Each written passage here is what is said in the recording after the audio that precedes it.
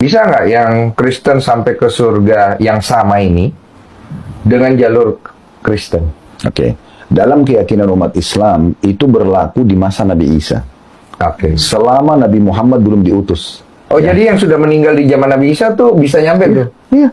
Nah, kalau... Karena bagi seorang Muslim itu semua dianggap Muslim. Oke. Jadi gini kan, kan Allah mengutus Nabi dan Rasul ya. Iya. Perbedaan definisi sederhananya, Nabi itu seseorang yang Allah utus tidak membawa ajaran baru. Dia hanya mengingatkan kaumnya apa yang disampaikan Nabi dan Rasul sebelumnya.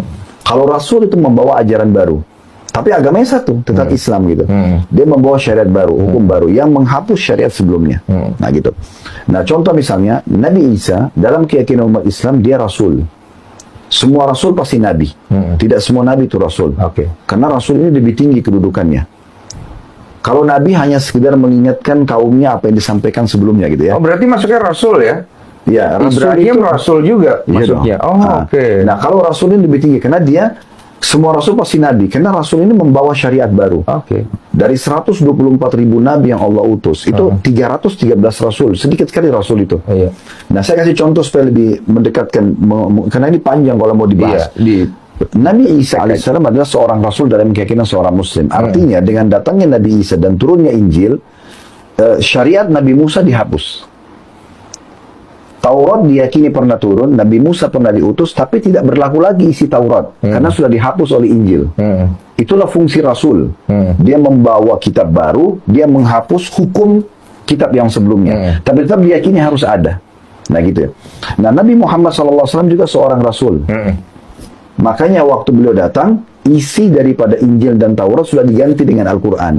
Tapi tetap diyakini Nabi Isa pernah diutus, Injil pernah turun. Nah gitu. Diganti apa digenapkan? Enggak. Secara hukum sudah diganti.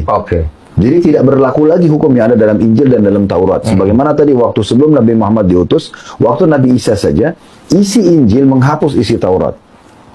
Makanya sekarang teman-teman Nasrani kalau ditanya misalnya, bagaimana keyakinan tentang orang Yahudi, mereka bisa mengatakan mereka kafir. Karena tidak meyakini Nabi Isa. Iya, karena berhenti di Nabi Musa.